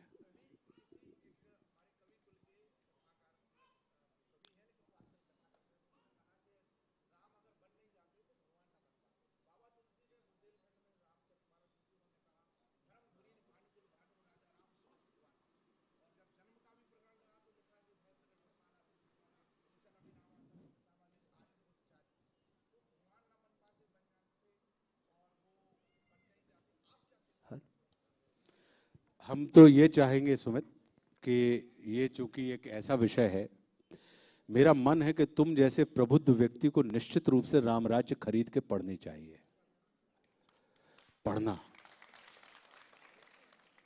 और इसलिए पढ़नी चाहिए कि हमने अभी तक परमात्मा श्री राम के कर्म देखे हैं, उनके कथन नहीं सुने, और लीला पुरुषोत्तम के हमने कथन सुने हैं, लेकिन क्या उनके जैसे कर्म हम कर पाने में सक्षम हैं? कि उंगली पे गोवर्धन उठा लो, सुदर्शन चक्र आ जाए, तो उनके कहे गए कथन हमारे और आपके जीवन में अनुपालित करने के योग्य हैं। और परमात्मा श्री राम मर्यादा पुरुषोत्तम के कर्म ऐसे हैं जो उनके द्वारा कहे गए हैं, किए गए हैं। वो हमारे के प्रातः काल उठे रघुनाथा और मात पिता गुरु नावई माथा वाली बात जब अपन कर रहे हैं। दूसरी चीज, हमने इस तुम्हारे प्रश्न को अगर तुम ध्यान से देखोगे तो इसका उत्तर हम पहले ही दे चुके कि भारतवर्ष में जितने भी परिवार हैं जो भी सनातन परंपरा को मानते हैं, रोटी भले ही ना हो लेकिन उनके घर में रामचरितमानस का गुटका मिल जाएगा। तो क्यों मिलेगा? तुम भी तो इतना अच्छा लिखते हो, तुम्हारी फोटो काहे नहीं है? हमने भी बहुत फिल्में करी हैं, 2 4 5 किताबें लिख दें, हमारी काहे नहीं है? और हमरे और आपसे पहले भी इतने सारे लोग आके चले गए जो बड़ा बड़ा करके समाज के लिए चले गए, उनका जीवन कृतित्व क्यों नहीं है हर घर में? तो कहने का अर्थ ये है कि कहीं ना कहीं परम ब्रह्म परमात्मा तो राम हमारे चित्त चरित्र और चिंतन में है। राम सिर्फ चरण पूजन के लिए ही नहीं है, राम के तो आचरण भी धारणीय है। राम का सिर्फ चित्र ही नहीं, राम का तो चरित्र और चिंतन भी धारणीय है। और जो धारणीय होता है वही पूजनीय भी हो जाता है। तो कहने का अर्थ यह है कि उन्होंने हमारे और आपके कह देने से, मतलब कितनी बड़ी कितनी विलक्षण बात है कि सोने को लोहे की कसौटी से उसकी शुद्धता नापोगे? हम देंगे प्रमाण, आप देंगे प्रमाण के तुम परमात्मा थे कि नहीं थे? अरे वो प्रमाण दे रहे हैं कि तुम आत्मा हो। हम कसौटी हैं, हम कसल लग हैं। बोले कि लड़का है, बोले कि भैया है, बोले 5वीं फेल है, वो अचानक एमबीए वाले को पेपर जांचने लगे, कह रहे दिस इज रॉन्ग। तो कहने का तात्पर्य यह है कि इन चीजों पे चर्चा भी नहीं करनी चाहिए। इन चीजों पे इसलिए नहीं करनी चाहिए अगर हम संवाद के पक्षधर। और परमात्मा तो भगवान क्या, बात ही ये भूमि पंच तत्व से हम और आप बने हैं ना। कौन कौन से हैं तत्व? भा से, गा से, वा से, आ से, ना से। तो जहां पे 5 अलग अलग किस्म की चीजें एक हो जाती हैं, संयुक्त हो जाती हैं, जहां पे जुड़ जाती हैं, वहां पे भगवत्ता आ जाती है, वो भगवान हो जाते हैं। तो जहां पे जोड़ने, जो भी तुमको जोड़ता दिखे, समझ लेना कि वो ईश्वर है।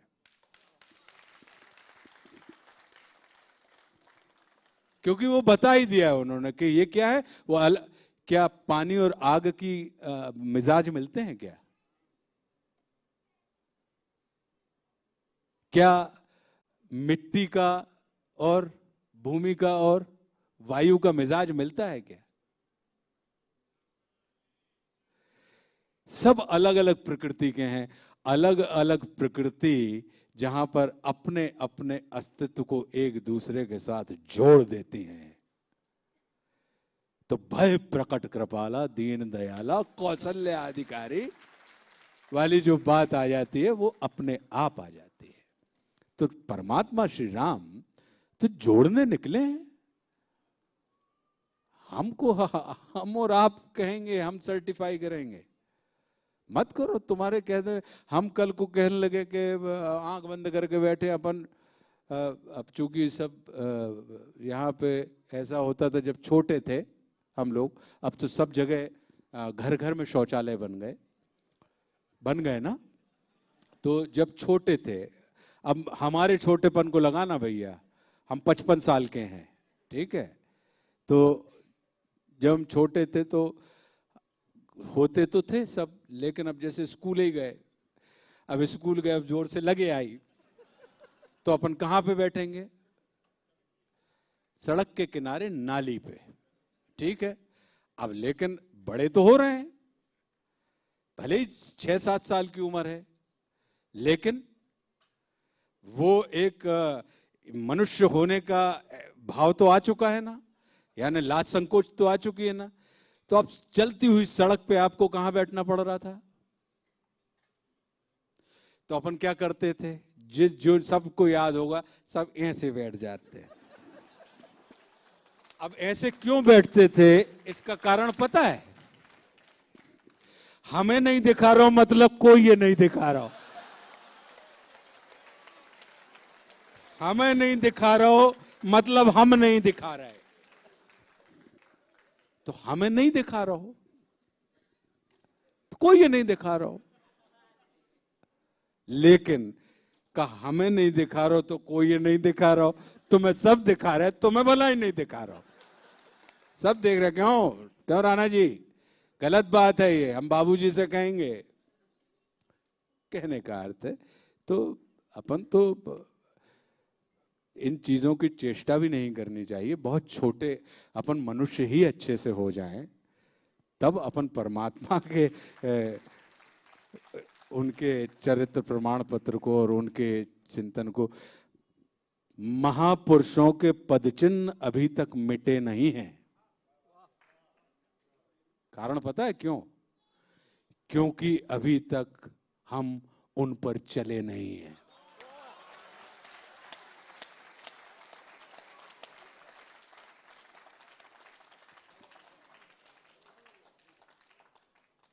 तो पहले अब पता लगी कि रजाई को लंगोट बांधे, निंगत बन्नत नहीं, रजाई को लंगोट बांधे अपने। अब ये जो अपने बुंदेलखंडी कहावत, अब हम कह रहे थे ना कि बुंदेलखंडी कहावत कि निंगत बन्नत नहीं, रजाई को लंगोट बांधे। बोले बाप बेटा, बाप बैठो अंधेरा में हो, बेटा पावर हाउस। अपने तो बुंदेलखंड में कही जाते।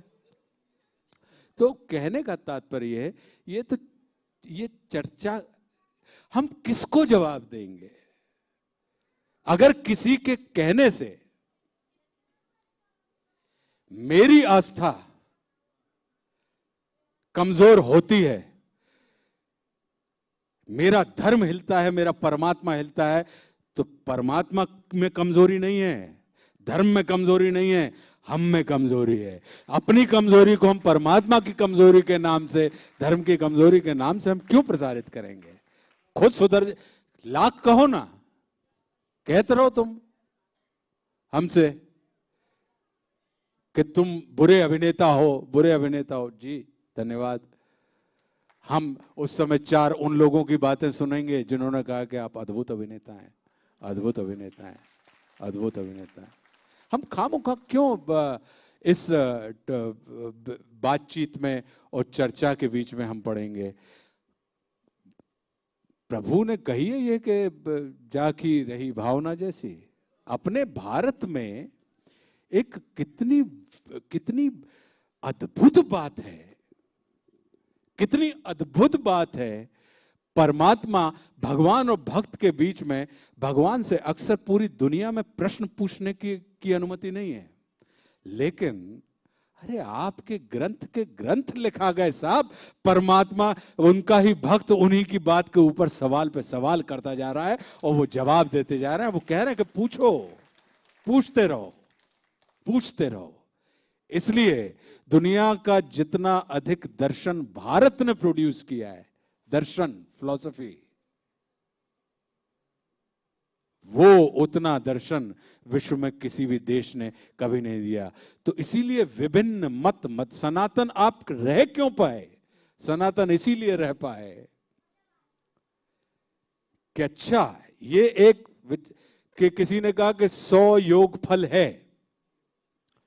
राजेश मुझसे कहने लगे कि भैया 10 में 10 का गुणा करके 100 लाइए, 100 आना चाहिए। ओके। अचानक सचिन आ जाए मेरे पास और कहे कि नहीं नहीं नहीं, ये गलत है, ये गलत है, 10 में गुणा करके 100 तो गलत 100 आया, 10 को 10 बार जोड़कर आप 100 लाइए, तब वो सही 100 माना जाएगा। अचानक बोले नहीं नहीं नहीं नहीं, कैसी बातें कर रहे हो? ब्रजेश भैया आ गए हमारे पास, बोले ना राना राना रुको 1 मिनट, ये गलत है। 1000 में से 900 घटाकर जो मिलेगा वो 100 सही होगा। तो हम योगफल के ऊपर चर्चा कर रहे हैं या प्रक्रिया पे चर्चा कर रहे हैं? हमारे लिए महत्वपूर्ण क्या है? कोई घटा के ला रहा है, कोई जोड़ के ला रहा है, कोई गुणा करके ला रहा हो, कोई भाग दे के ला रहा है, लेकिन ला रहा है भैया 100। तो अपना तो सनातन 100 पे विश्वास रखता है कि अच्छा गुणा वाला है, कम हियर, आ जाओ आ जाओ, आओ। भाग वाले हो, भाग से पहुंचे तुम, वाह कितनी अच्छी बात है। भाग करके ये पहुंचा, इसने एक नई प्रक्रिया निकाली। तो वो जो चीज है, तो महासागरों में ये ध्यान रखना, दुनिया के सारे मीठे पानी की नदियां समुद्र में गिरती हैं, लेकिन समुद्र खारा होता है, मीठा क्यों नहीं होता?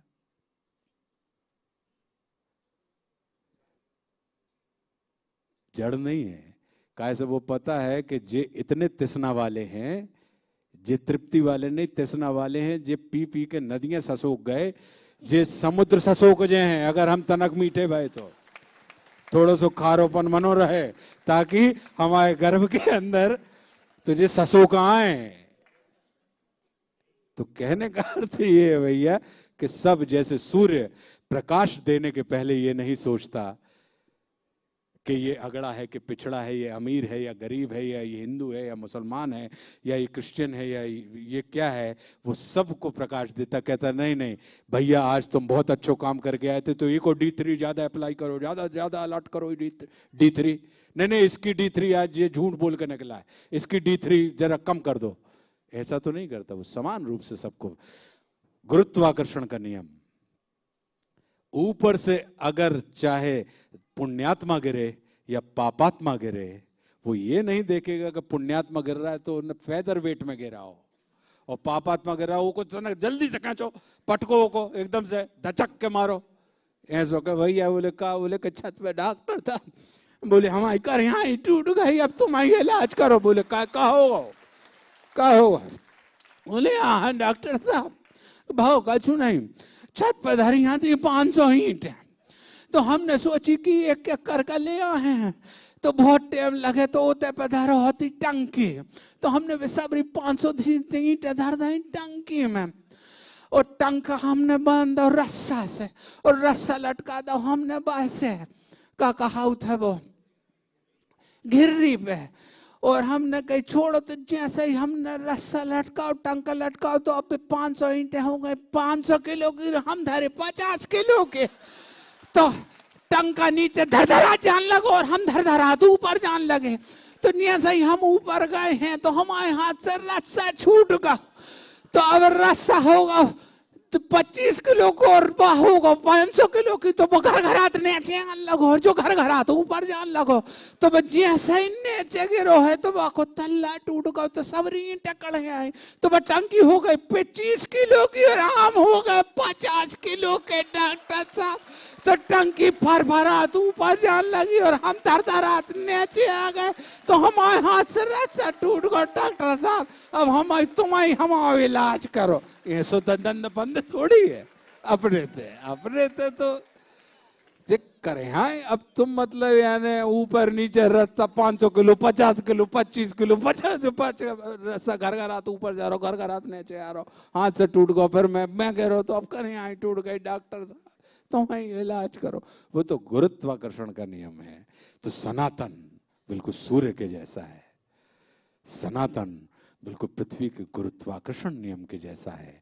इसलिए संतों की दृष्टि में समदर्शिता होती है, वो समदर्शी होते हैं। इसलिए बुंदेलखंड की भूमि पर अगर आप घूमते हुए चले जाएं तो आपको बाबा तुलसी या बाबा केशव या बाबा प्राणनाथ या परम पूज्य गुरुदेव भगवान दद्दा जी, जिनकी कृपा हमारे ऊपर है, ऐसे ऐसे विलक्षण संत आपको इस बुंदेलखंड की भूमि के ऊपर मिल जाएंगे। तो मेरा ये मानना है, सुन लिया करो, बड़े हो, ठीक है।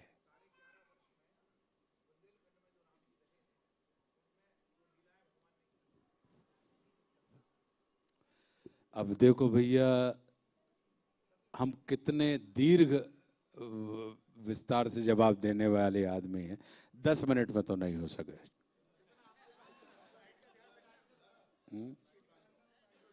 नहीं, शिव तांडव वाला हमारा वो बैठा हुआ है। नहीं, राम, शिव जी नाराज हो जाएंगे कि तुम मेरे आराध्य राम का विस्मरण करके मुझे स्मरण कर रहे हो।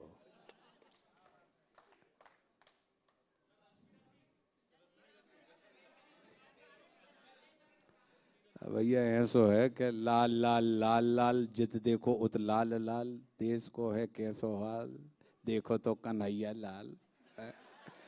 भैया हैं भौजी पे लाल, भौजी हैं भैया पे लाल, मोड़ा मोड़ी हैं बेचा बेहाल, ऐचक हो गई उनकी ताल, देखो तो कन्हैया लाल। कोई को है झंडा लाल, कोई को है डंडा लाल, कोई को खोपंडा लाल, चौतरफा है लाल लाल लाल लाल लाल लाल। तो भैया अब रश्मि रथी नहीं, अपन तो बुंदेलखंड की जो बात कर रहे हैं। तो मैं एक काम कर रहा हूं, एक व्यंग से, या तुमको राम राज्य ही सुनने हैं? हाँ, परम पूज्य हनुमान जी महाराज का जो प्रसंग है, 35 मिनट लगेंगे प्रभु जी।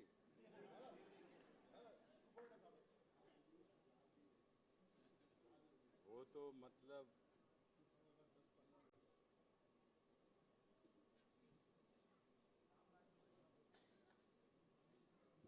मैं ये कहता हूं इतने पे तो सब सुनवे आए, तना मना न हो तो राम राज्य लेकर पढ़ा लो ना, सब लोग खरीदो राम राज्य। दिवाली पे गिफ्ट देते हो, बच्चों को उपहार देते हो, ये खरीदवा दिया वो खरीदवा दिया। अगर देना ही है उपहार स्वरूप मिठाई के डब्बे की जगह विचार अगर बांटोगे, विचार का प्रचार, तो राम हेतु भी हो जाओगे और राम सेतु भी हो जाओगे। अमेजोन पे उपलब्ध है, मतलब खुद के लाने हम और आप लाली पाउडर लेवे के लाने या सूट मूट लेवे के लाने भैया आ रहे हैं, फुल पेंट कमीज खरीदवे के लाने 500 रुपया के लाने सोचत नहीं है। लेकिन जब रामचंद्र जी की चर्चा खूब करवा लो, मानो खर्चा बिल्कुल न करवाइयो उन पे। तो कहवे को तात्पर्य यह है कि जरा जब हम आई हैं इतने तक, तो राम राज्य हमें पता लग जाएगी कि खरीदी कि नहीं खरीदी और बांटी कि नहीं बांटी। उपहार में दिया करो, खुद पढ़ो। हम कब तक अकेले सुनाते रहे हैं? हमें तो आनंद मिले जब लोग हमको सुनाना शुरू करेंगे। तो आप क्या कह रहे हैं, कौन सा प्रसंग सुना दें? भैया वो छोटा नहीं है, चलिए ओके। मेघनाद के वध के उपरांत लंका में होने वाला युद्ध अपने अंतिम चरण पर था। सुग्रीव, अंगद, नल, नील, मयंद, जामवंत सभी सेनापति प्रसन्न मुद्रा में निश्चिंत दिखाई देते थे, किंतु श्री राम जानते थे कि रावण के वर्तमान रहते हुए ये युद्ध का सबसे अधिक भीषण चरण होने वाला है। श्री राम के नेतृत्व में लड़ रही वानर सेना की भारी हानि हो चुकी थी, किंतु इस हानि के बाद भी श्री राम के शिविर में विषाद का वातावरण नहीं था। अपने सेना नायकों के साथ बैठे हुए श्री राम ने निस्तब्धता को तोड़ते हुए कहा, बहुत शांति से सुनना। प्रिय महाराज सुग्रीव, रावण की तुलना में हमारे पास बहुत सीमित शक्ति थी। यदि अनुपातिक दृष्टि से देखा जाए तो हमारी क्षति रावण की अपेक्षा कहीं बहुत अधिक हुई है। फिर भी मैं देख रहा हूं कि रावण के सेना नायकों के हृदय में हमारी अपेक्षा कहीं अधिक विषाद है। सुग्रीव ने बहुत भावुक नेत्रों से श्री राम की ओर देखा और बोल पड़े, प्रभु, हम एक नायक के नेतृत्व में लड़ रहे हैं और लंका की सेना एक राजा के अधीन लड़ रही है। हमारी सेना का संबंध श्री राम के संकल्प से है और रावण की सेना का संबंध अपने राजा की इच्छा से है। संकल्पनिष्ठ सेना को अपनी हानि में भी लाभ दिखाई देता है और इच्छाधीन सेना को अपने लाभ में भी हानि ही प्रतीत होती है। हमारे पास विकल्प का अभाव है, इसलिए हम निश्चिंत हैं, और उनके पास संकल्प का अभाव है, इसीलिए वे चिंतित हैं। सुग्रीव के विवेकपूर्ण कथन को सुनकर श्री राम आनंद से भर गए।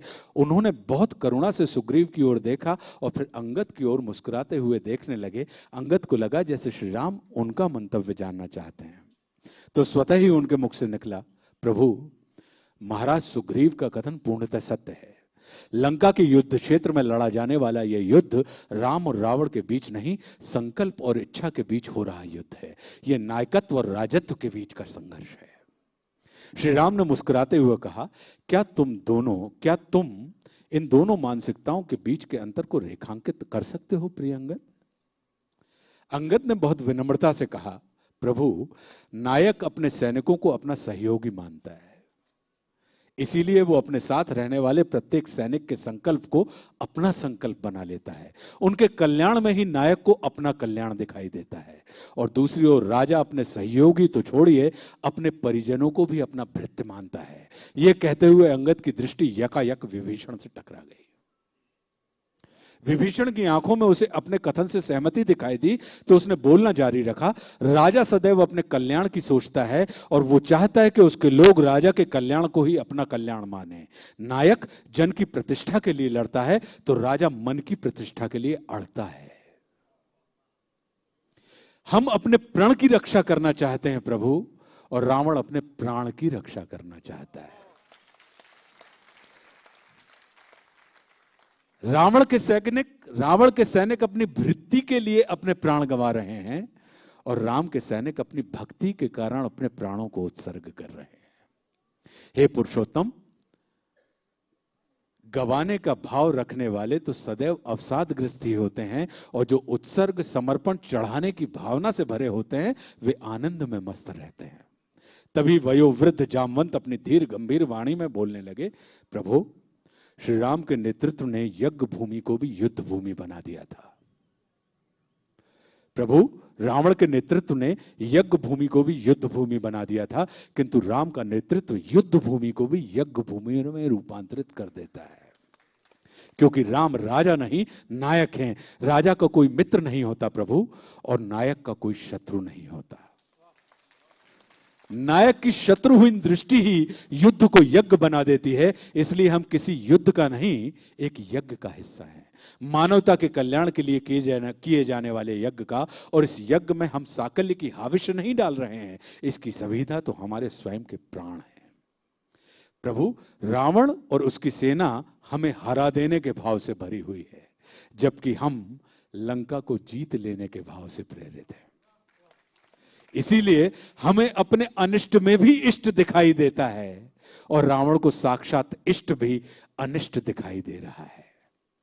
हनुमान बहुत ध्यान से चुपचाप सभी बातों को सुन रहे थे, किंतु वे देख रहे थे कि विभीषण इस पूरे वार्तालाप को सुनकर उद्विग्न हो रहे हैं। विभीषण की उद्विग्नता का कारण भी हनुमान को समझ आ रहा था। विभीषण रावण का भाई है, वो रावण के रण सामर्थ्य को बहुत अच्छे से जानता है। वो रावण के तप और ताप दोनों की तीव्रता से भली भांति परिचित है। वो जान रहा है कि कल सूर्य उदय से प्रारंभ होने वाला युद्ध अभी तक के हुए युद्ध से 100 गुनी अधिक तीव्रता से होगा। रावण अपने संपूर्ण पराक्रम का परिचय देना आरंभ करेगा। विभीषण राम से कुछ कहना चाहते हैं, लेकिन संभवतः वे अपनी चिंता को क्लांत सेना नायकों के सामने नहीं रखना चाहते। इससे क्लांत सेना में भय का वातावरण निर्मित हो जाएगा। श्री राम विभीषण के मनोभावों को समझ रहे थे। उन्होंने सुग्रीव सहित सभी सेना नायकों से विनम्रता पूर्वक आदेश देते हुए कहा कि अब आप सभी कुछ समय के लिए विश्राम करें। सेना नायकों को जाते ही लक्ष्मण ने शिविर में प्रवेश किया। श्री राम ने उनकी ओर एक गंभीर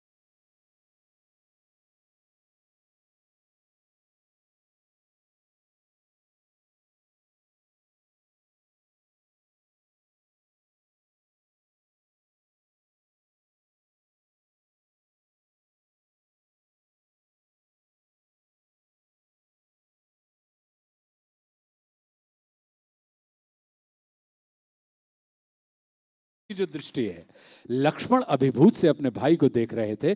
जहां मनुष्य अपना सामान्य सा अहित करने वाले के प्रति वैमनस्य, घृणा और क्रोध के भाव से भर जाता है, वहीं मर्यादा की प्रतिमूर्ति श्री राम अपनी श्री, अपनी शक्ति, अपने शील का हरण करने वाले अपने घोर शत्रु रावण के प्रति भी आदर के भाव से भरे हुए हैं।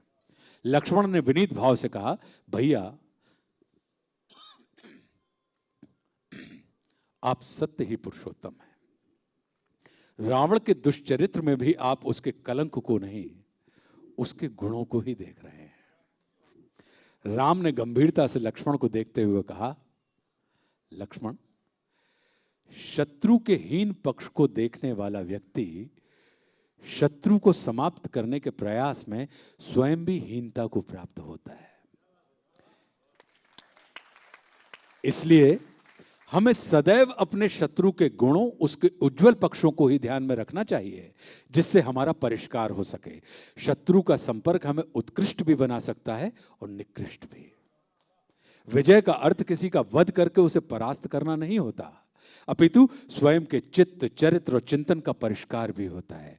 शत्रु के गुणों को देखने, समझने, सराहने की दृष्टि हमारी उन्नति में सहायक होती है। उसके गुणों के प्रति तिरस्कार का भाव हमारी अवनति का कारण होती है। अपने इसी दृष्टिकोण के कारण हम बहुधा अपने शत्रुओं को समाप्त करते करते स्वयं भी शत्रु के जैसे हो जाते हैं।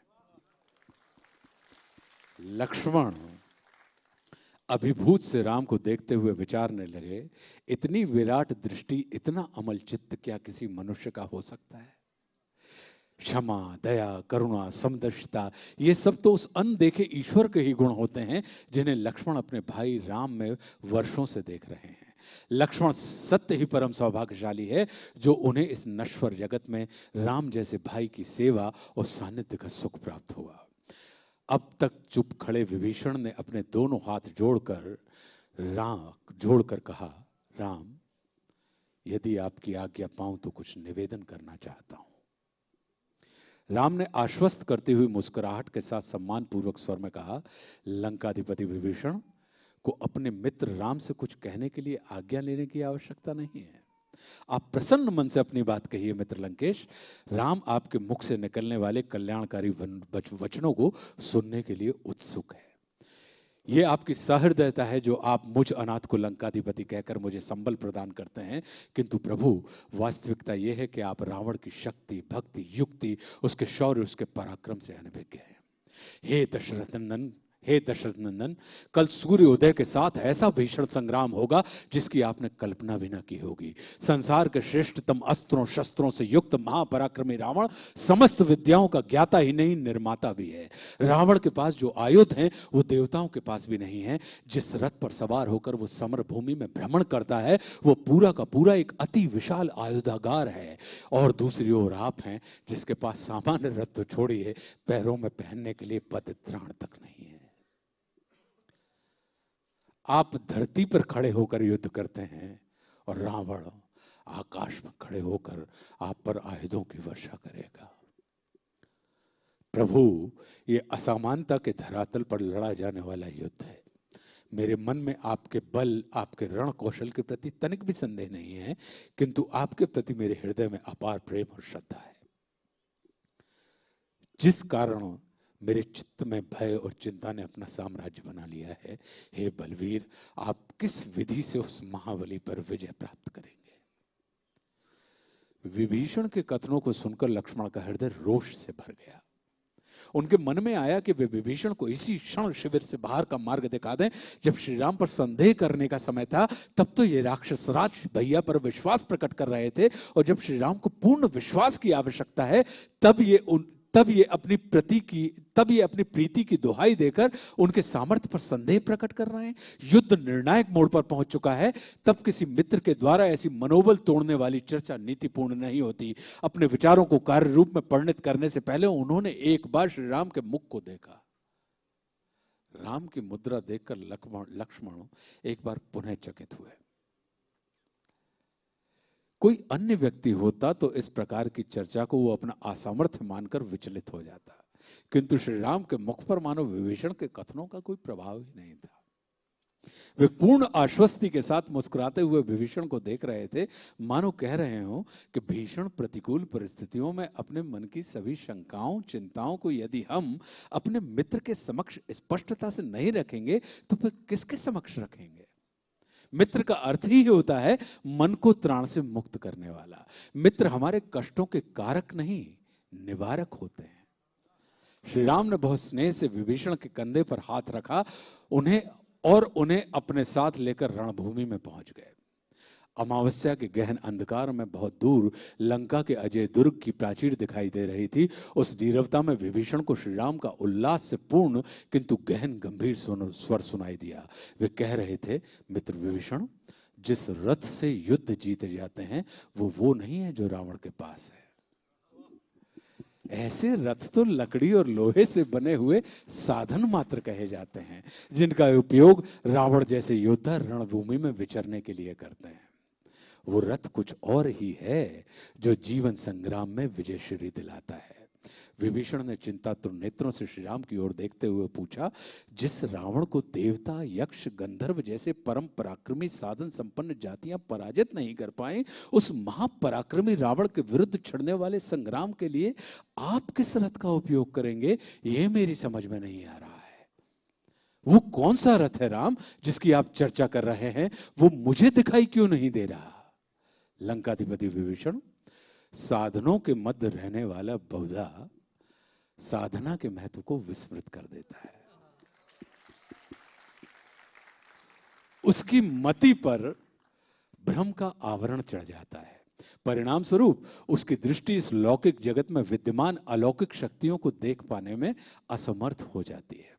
राम शून्य में देखते हुए बोल रहे थे।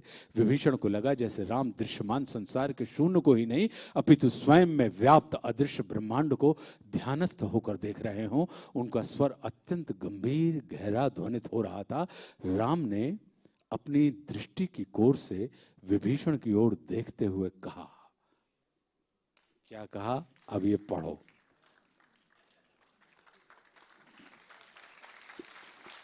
बहुत जोरदार तालियां, सब खड़े होके हम सब अपने बुंदेली गौरव। एक निवेदन मैं जरूर करूंगा।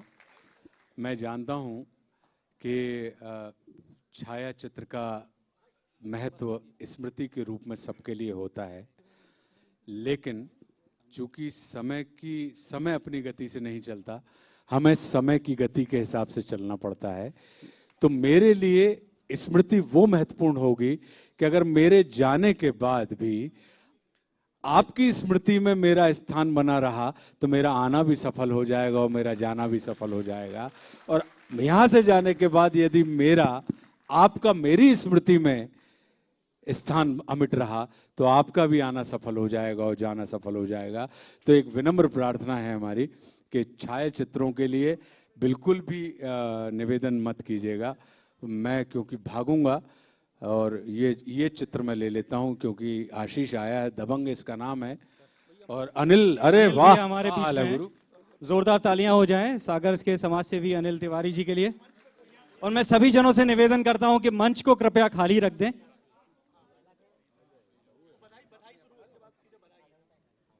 इसके बाद हमारे भैया आशुतोष जी ने जैसा कहा था कि बधाई के बारे में, जो बधाई नृत्य के बारे में जो वो बात कर रहे थे, इसके बाद उसका कार्यक्रम है, तो आप अपनी जगह पे बैठे रहें, यही आप लोगों से निवेदन है।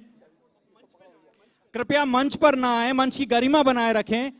आशुतोष भैया ने जो जो कहा है उसको अपने जहन में भर कर ले जाएं, उसको मोबाइल में कैद कर लिया है आपने, अब उसके बाद कुछ ना करें। एक निवेदन और है मेरा कि हमने बहुत सारी बातें करी, 1.5 घंटा हम बोले, ठीक है, 1.25 घंटा हम बोले, जामे से कछु बातें हो सकत है कि आप न जमी होए न रुचि होए।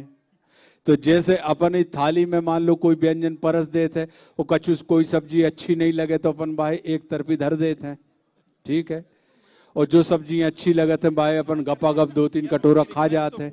तो अगर मान लो हमारी कछु बातें अच्छी न लगी हों तो अपने चित्त में उन्हें न रखियो, बाहे आप बेस्वादी सब्जी मान के अलग कर दियो, और जो बातें अच्छी लगी हों वे आप ही होरों से हमने सीखी थी तो वे आप ही तक हमने लौटा दें।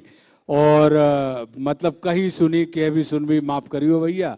तो जो जन जहां से आए हैं तया को करो पयान है, सभा विसर्जित होत है। सुनो वीर हनुमान।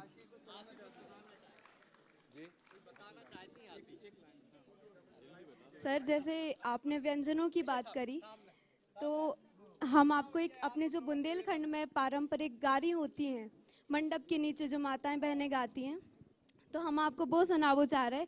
काहे कि आपने 36 प्रकार 156 प्रकार के व्यंजन जो बताए, हम एक अंतरा बस सुनावी आपको।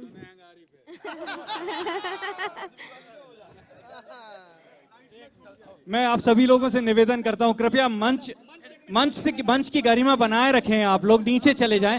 फोटोग्राफर बंधुओं से भी मेरा निवेदन है कि कृपया नीचे रहें और शालीनता बनाए रखें।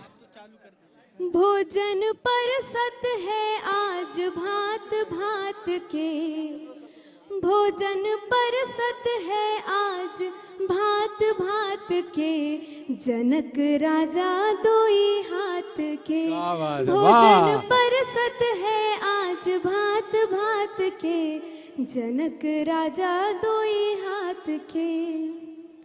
खटरस व्यंजन बने निराले, जी में डारे मसाले सारे, इमली निबुआ दाखें छुहारे।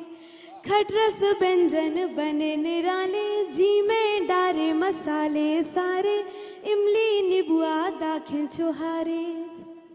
स्वाद बरनत ना बने, स्वाद बरनत ना बने, जियो नार के, जनक राजा दोई हाथ के।